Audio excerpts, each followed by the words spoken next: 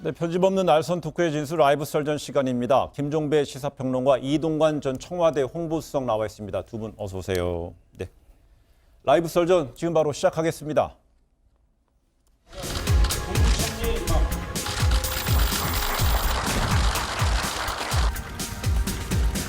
기록이 붙었다는 건 저에게 분에 넘치는 영광이죠. 더 낮게, 더 가깝게 다가가야 합니다. 당연히 저의 고치는 저 혼자 할 수 있는 게 아니고 조화롭게 하겠습니다.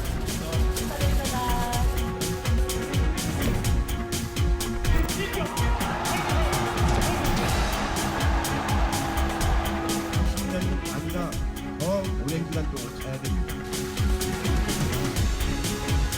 현직 법무장관실의 압수수색에서는 온 세상이 검찰에 의해서 알려지는 그런 상황입니다.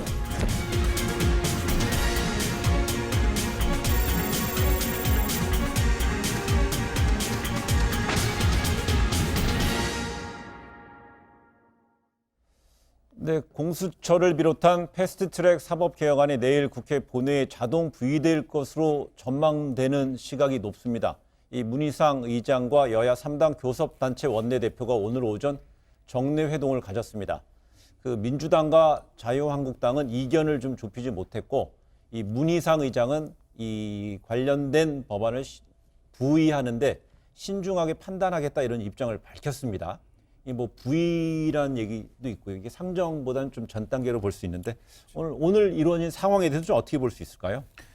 부의 여부는 사실은 문희상 의장이 결정하고 말 게 아니라 네. 그 패스트트랙에 태워져 있기 때문에 그 기한이 됐다면 자동 부의가 되는 거고요. 네. 그러니까 중요한 것은 상정 부분이죠. 네. 그러니까 이제 굳이 그러니까 좀 약간 쉽게 설명된 부의는 이제 본회의 논의에 붙이는 거고 상정은 이제 표결에 붙이는 거. 그냥 이렇게 쉽게 네. 이야기를 하면 될 것 같은데 따라서 어떤 부의에 대해서 신중하게 판단하겠다 이 부분은 아닌 것 같고요.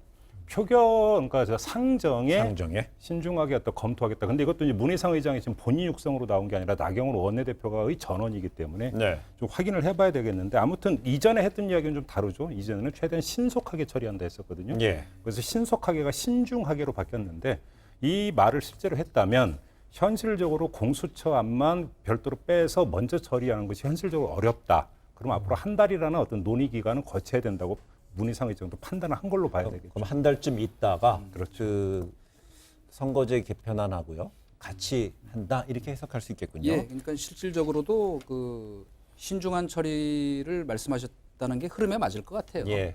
현실적으로 지금 그 이 공수처 법안만 먼저 처리한다는 게 지금 물 건너간 분위기라고 봐야 되는 게 정확한 그 기류거든요. 그러니까 네.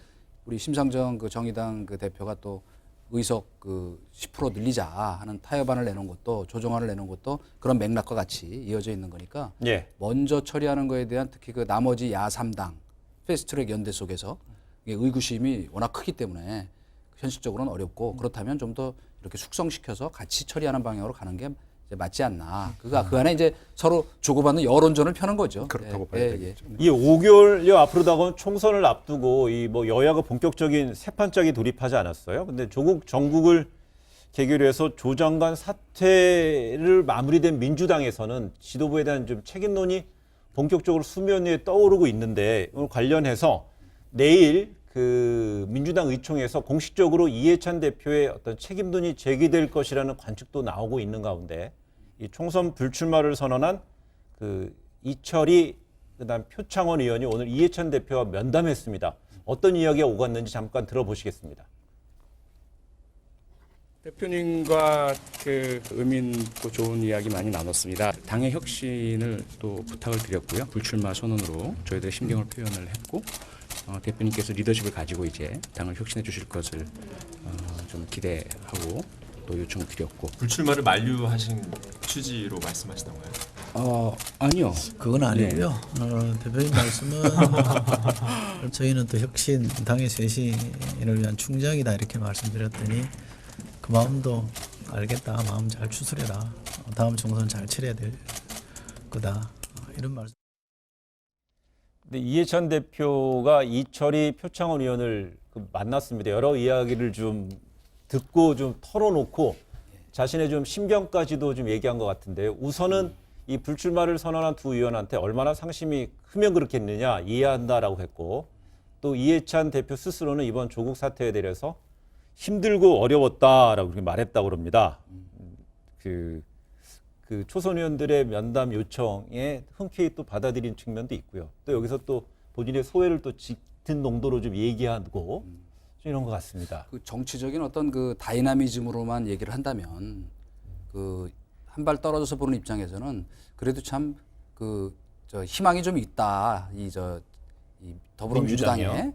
근데 과거에 저희가 예를 봐도 그 초선의 목소리가 너무 막 시끄러울 때는 당이 좀 혼란스러웠던 건 맞아요. 왜냐하면 그 탄핵 광풍으로 당선된 108명 초선 의원들 그때는 좀 심했죠. 그러니까 108번네 말씀하시는 108번네. 예. 그때는 뭐 중진들이 뭐라고 좀 쓴소리 하니까 뭐 귀를 물어뜯겠다 뭐 이런 얘기까지 예. 나오고 이거는 좀 심했지만 과거 전에 그 우리 김대중 대통령 때 이를테면 그 당시 그 새천년 민주당의 그 새벽 20일 또 한나라당 이회창 총재 때의 그 미래연대 그때는 이제 한나라당이었죠.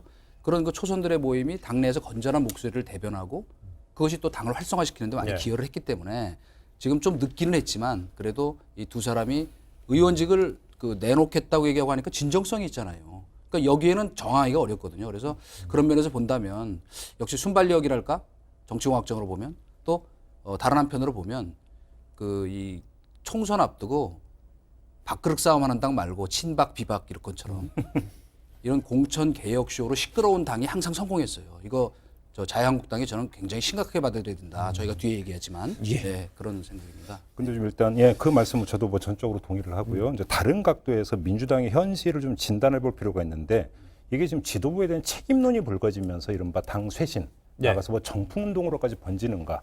일부 언론은 지금 그렇게 묘사하고 있는데 제가 볼 때는 이건 상당히 뻥튀기 돼 있다. 무슨 이야기냐면 조금 전에 두 의원이 그 이해찬 대표를 만나고 나와서 했던 얘기를 보면 그래요. 예. 표창원 의원이 무슨 얘기를 했냐면 이해찬 대표가 리더십을 갖고 당 혁신을 해줄 것을 기대한다고 말했다고 했어요. 네. 당 리더십에 대한 뭐랄까요 인정이라는 표현이 좀 적합하지가 않고 그대로 가겠다라고 하는 뜻을 분명히 밝힌 거고 그다음에 어떤 그 이해찬 대표 책임론을 제기했다고는 이철희 의원도 뭐라고 했냐면 중요한 건 지도부 책임이다 아니다가 아니다. 그게 아니라 당의 쇄신과 혁신이다. 그러니까 쉽게 얘기를 하면 쇄신의 어떤 대상을 설정하지 않고 그냥 원론적인 차원에서 당의 쇄신이 필요하다. 네. 그러면서 20, 30대의 지지를 받는 정당으로 가야 된다는 이야기가 된다면 목표가 설정되어 있지 않은 원론적인 발언이거든요. 예. 이런 것이 그러니까 당 내에서 어떤 그러니까 쇄신 바람을 불러일으키면서 너 나가라, 당신 물러나라.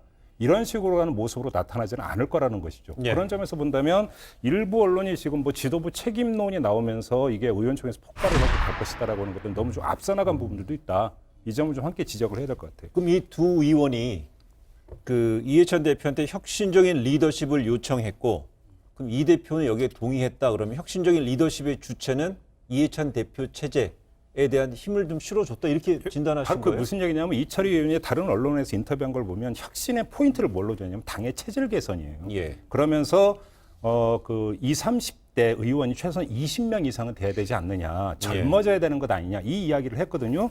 그다음에 오늘도 하면서 20, 30대 젊은 층의 지지와 호응을 더 받는 정당이 된다는 이야기도 같은 맥락이라고 봐야 되는데 그럼 이걸 실현할 수 있는 방법은 어디밖에 없냐면 공천밖에 없어요. 네. 공천을 하고 그것이 총선을 통해서 원내에 진출하게 만들어주는 것. 그걸 누가 하는 겁니까? 지도부가 하는 것 아니겠습니까?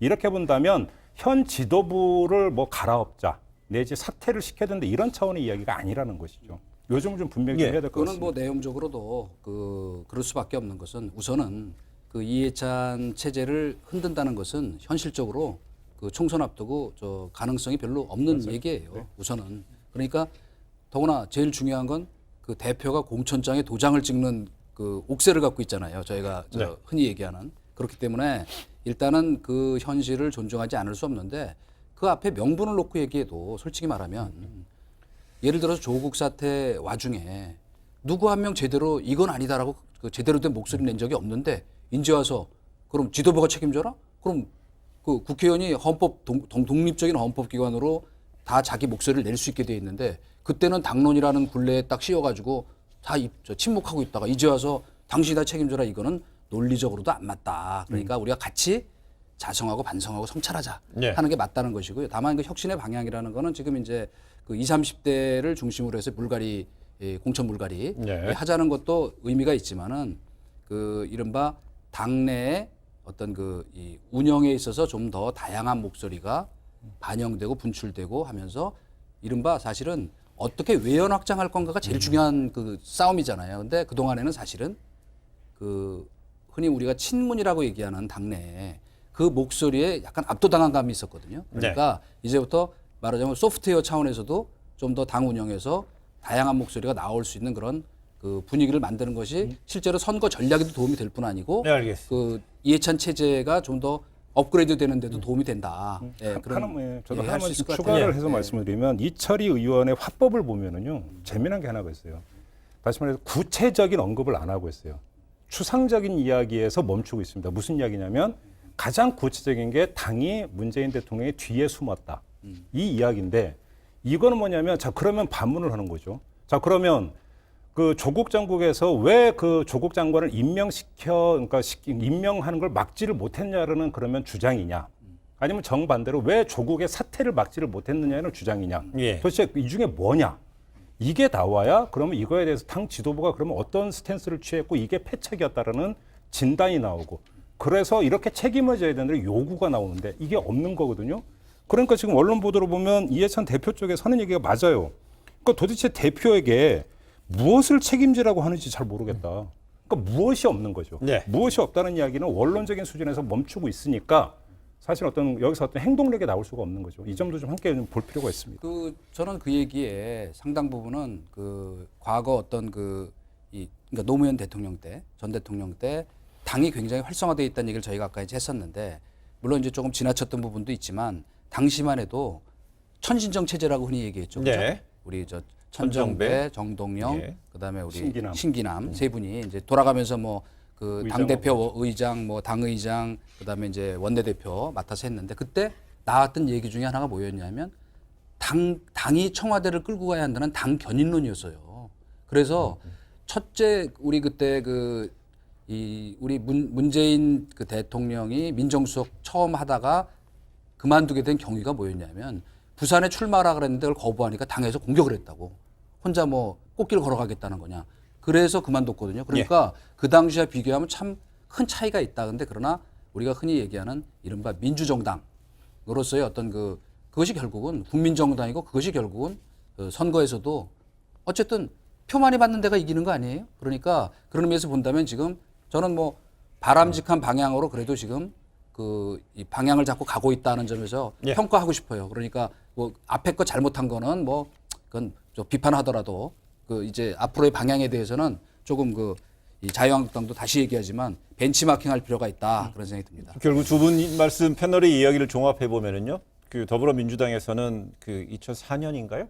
그 열린우리당의 그 내홍 분열 상황을 다시 재현될 거를 상당히 경계한다는 그 분위기로 느껴지고요. 당시 이제 이해찬 대표, 정동영 체제, 천신정 얘기도 하셨기 때문에 이제 제가 얘기를 드리고요. 그 20대, 30대의 어떤 지지를 받을 수 있는 정당 얘기를 하면서 최근에 더불어민주당에서는 시스템 공천이라는 얘기를 나오는데요. 그런 가운데 하위 20% 의원들에게 페널티를 평가해서 그 의원들에게 페널티를 부여하기로 결정을 했고 그 명단을 공개하는 방안까지 나오고 있습니다. 실질적으로 이철희 그다음 표창원 의원의 불출마 선언이 이제 처음에 이제 신선했지만 그 이후로 뭔가 또 이어가는 바통을 받는 사람이 없잖아요. 네. 그 결국 이 20% 하위 명단 공개라는 거는 중진들을 사실상 겨냥하는 이야기로 봐야 된다, 아니다, 어떻게 봐요? 지금 명단 공개는 지금 검토 중이기 때문에 확정이 된 건 아닌 것 같고요. 그러니까 이 감사를 통해서 하위 20%를 걸러내겠다는 것이 이미 그 전에 결정이 된 거니까 그건 그대로 가는 거고 달라진 건 명단을 공개하느냐 마느냐인데 공개를 안 한다고 하더라도 어느 시점 되면 다 흘러나오게 돼 있어요. 그렇기 때문에 이제 그건 중요한 부분은 아닌 것 같고 제가 볼 때는 근데 이게 간단한 문제가 아닐 거예요. 왜냐하면 당 중진은 비례대표는 한 명밖에 못 하게 돼 있어요. 그러면 당 중진은 거의 대부분이 지역구에서 기반을 갖고 있는 의원들이에요. 그런데 이 선출직 공직자, 그러니까 국회의원에 대한 평가 부분에 있어서 지역구 관리에서 지역구 경쟁력인 게 상당히 중요한 평가 항목이 될 텐데 오히려 중진은 거기서 플러스가 될 가능성이 높아요. 현실적으로. 이런 점에서 이것이 단순히 중진을 겨냥하고 있다고 사실은 단순화해서 보기에는 힘든 부분이 하나가 있는 것 같고요. 오히려 주목해서 봐야 되는 것은 조금 전에 이해찬 대표가 그 표창원, 이철이 두 의원을 만났는데 불출마 선언을 만류하지 않았다라고 하는 지금 보도가 나오고 있지 않습니까? 네. 이게 제가 볼 때는 오히려 더 포인트다. 왜냐? 그러면 이해찬 대표는 왜 그걸 뜯어말리지 않았을까? 여기 가장 큰 거는 두 의원의 의사가 강하기 때문일 거예요. 네. 그러니까 이걸 빼고 그러면 다른 요인이 있는가? 어차피 두 의원의 불출마 의사가 강하다면 이해찬 대표 입장에서 이거를 적극적으로 활용할 필요가 있다고 생각했을 가능성이 높아요. 왜냐하면 누구보다도 평가가 좋고 그러니까 성실히 의정 활동을 해서 국민적 평가도 좋은 의원들조차 그것도 초선조차 이렇게 지금 던지는데 당신들 어떡할 거냐. 386 중진들. 그러니까 그렇죠. 바로 그러면서 그러니까 바로 그 당신들 어떡할 거냐 해서 그 당신들을 겨냥하는 중요한 명분으로 활용할 가능성이 대단히 높다라는 겁니다. 그래서 좌불안석으로 만들어 들어가는데 두 의원의 어떤 불출마 선언을 적극 활용할 가능성이 있거든요. 이 점을 좀 주목해서 봐야 될 필요가 있을 것 같아요. 저는 이제 한 가지 일사불란한 체제라는 측면에서 보면은 아까 이제 얘기하신 것처럼 2004년에 이제 경험 때문에 네. 그동안에는 사실은 그 당내에서 어떤 이론의 분출을 억압했죠, 솔직히 말해서. 그죠? 그런데 지금 이것이 이제 허용되는 숨통을 터주는 가스를 빼는 그런 시발점이 됐다는 점에서 제가 아까 평가를 했는데 저는 아직까지는 이제 본격적인 중진 불출마 그 릴레이 선언이 이루어지지 않고 있지만 저는 곧 이제 연말 가까이 가면 릴레이 선언이 이어질 것이라고 생각하는 이유는 뭐냐면 몇 명 이름이 나오더라고요. 벌써. 그분들이 또 제가 알고 있는 그분 중에 어떤 분들은 이미 마음은 굳힌 걸로 제가 듣고 있어요. 그런데 다만 타이밍상 그냥 한번 딱 시작되면 그것이 이어져야 되니까 물론 개 중에는 왜 내가 아까 얘기한 대로 탄탄한 지역 기반인데 내가 왜 물러나냐. 그리고 나 안 나가면 여기 지역 뺏긴다. 이렇게 이제 주장하는 분들도 있긴 하나 예. 결국 선거라는 건 우리가 알지만은 그 구도와 바람이잖아요. 그러니까 물론 인물도 중요하지만 그 기본이 구도와 바람이기 때문에 그 바람을 누가 먼저 일으키느냐가 결국 그 관건이거든요. 그런 면에서 보면 저는 이 이해찬 그 대표의 뭐 리더십 또 우리가 좀 이따 얘기하겠지만 혹시 다시 이제 뭐 판이 정리된 다음에 들어올 거로 보이지만 이낙연 등판 뭐 이런 것들을 통해서 일련의 어떤 그 새로운 그 공천 개혁 같은 것들을 선도적으로 치고 나가면은 네. 지금 당 지지율도 더 올라갈 것이다. 예, 이렇게 보는 지금 거죠. 이제 예. 두 분의 얘기를 들어보니까는요, 내년 5개월여 앞으로 다가온 내년 총선에서 4.15 총선에서 더불어민주당의 그 선거 책임지는 톱군 중에 원톱 중에 하나는 아마 현 이해찬 대표가 이어질 것이라는 두 패널의 이제 진단이 있었고 또 자연스럽게 지금 이전 수석이 이낙연 총리 얘기를 했습니다. 그래서 오늘 관련해서 오늘로 뭐 가장 최장수 그 1987년 이후에 최장수 총리를 기록을 깬 이낙연 총리의 오늘 출근길 소감 한번 들어보겠습니다. 총리님께서 여론조사에서 이제 차기 여권 대선 주자로서 이제 굉장히 높게 1위를 나타내고 계시는데 좀 거취에 관심이 많이 쏠리고 있는 게 사실이거든요. 당연히 저의 거취는 저 혼자 할 수 있는 게 아니죠. 조화롭게 하겠습니다. 근데 이 총리 그 거취 문제 질문에 혼자 할 수 있는 게 아니다. 조화롭게 하겠다. 이렇게 했습니다. 그 당연히 저 임면권을 대통령이 갖고 있기 때문에 그리고 인사권자에 대한 예의죠. 내가 뭐 그만두겠다든가 이렇게 할 수는 없으나 네. 그 적어도 최근 그 이런저런 기류를 그 지인들을 통해서 저희가 좀 취재를 해보면 이제 연초쯤에는 연말 연초에는 당으로 돌아가겠다는 우선 본인의 의지가 확고하더라고요. 그러니까 연말이나 연초에는 왜냐하면 더불어민주당 돌아가신다. 그렇죠. 그 안에 이제 돌아간다. 처리해야 될 문제들이 또 좀 남아 있잖아요. 그래서 예산 국회를 놔두고 총리를 바꿀 수 없고, 네. 그다음에 선거구제가 어떻게 되느냐는 연동형 비례대표제까지는 정리가 돼야 그다음에 구도가 이제 정리가 되잖아요. 그러니까 그거까지 마무리되면 사실 이게 저 총리 제가 전에도 한번 그런 얘기 뭐 얼핏 했던 것 같습니다만은 총리, 그 비서실장, 국정원장 이런 그 톱 레벨의 그 저 공직자는요. 예. 원래 대통령이 관두라 그럴 때 관두는 게 아니에요. 자기가 딱 봐서 이건 내가 관둘 때 됐다 그러면 관둘 것이고 더구나 그 저희가 듣기로는 뭐 그동안에도 대통령이 가끔 밤에 불쑥 총리관저 찾아와서 뭐 막걸리도 한잔하고 그런 교감들이 많이 있었던 거를 제가 확인을 했거든요. 네. 또 기사도 조금 나왔지만 그러니까 그런 과정에 이제 정리가 되면 본인이 제가 좀 천기를 누설하는지 모르겠지만 본인이 그것도 맞는 거예요. 본인이 제가 이제 당에 돌아가서 역할을 해야 될 것 같습니다라고 자기 구상과 예. 그걸 얘기하고 그러면 이제 결심을 얻으면 뭐 이런저런 얘기를 하겠죠. 그 뒤에 이제 그런 그 시나리오를 갖고 지금 준비하고 있는 걸로 그렇게 알고 있습니다. 예. 그러니까 여기서 조화롭게 하겠다 해서 조화가 이낙연 총리의 계획과 문재인 대통령의 구상을 조화하는 거라고 한다면 접점이 어디에 있을까? 제가 볼 때 연말 연초보다는 더 늦어질 가능성이 있습니다. 그러니까 이낙연 총리 입장에서는 반드시 당으로 돌아가야 돼요. 그러니까 대권을 염두에 둔다면, 예. 그러니까 당으로 돌아가야 되고 돌아가는 시점은 당연히 총선 전이 돼야 되는 게 맞아요. 그래서 연말 연초를 이야기를 하는데 대통령은 엊그제 기자들 간담회에서 이미 이야기를 하지 않았습니까? 법무장관회의는 개각 없고 네. 변수를 만들지 않겠다. 이 변수라고 하는 게 총선 전을 이야기를 한다면 이 두 가지를 조화할 수 있는 방법은 딱 하나밖에 없어요. 시나리오는. 무슨 얘기냐면 뭐 일각에서는 1월 16일 그러니까 공직 사퇴 시한 그 즈음에 물러나는 것 아니냐라고 하는데 이러면 변수가 생겨요. 왜냐하면 총리를 지명을 해야 되고 임명 동의 절차를 거칠 수밖에 없어요. 그러니까 대통령 구상하고 맞지가 않아요. 제가 볼 때는 한 달 정도로 늦추면 가능해요. 무슨 이야기냐면 한 2월쯤에 그 이낙연 총리가 총리직을 그만두고 공동 선대위원장으로 돌아가면서 만약에 비례를 받는다면 당으로 돌아가면서 정계로 복귀하는 본인의 계획은 실현이 돼요. 네. 그러면 대통령의 구상이 어떻게 되느냐? 한 2달 정도나 한 달 반이나 2달 정도 가면 총리 대행 체제로 운영을 할 수가 있어요. 네. 변수를 안 만들면서 일단 총선을 치를 수가 있는 거죠. 그래서 제가 볼 때는 감히 저보고 점치라고 한다면 가장 유력한 시나리오는 바로 그거다. 2월쯤에 선대위원장을 주면서 총리는 대행 체제로 가고 네. 총리의 어떤 지명은 총선 이후로 가는 것. 이게 가장 무난한 수일 것이다. 일단 저는 그렇게 전망합니다. 그러니까 선거법에 저촉도 안 되면서 그렇습니다. 그렇죠? 네.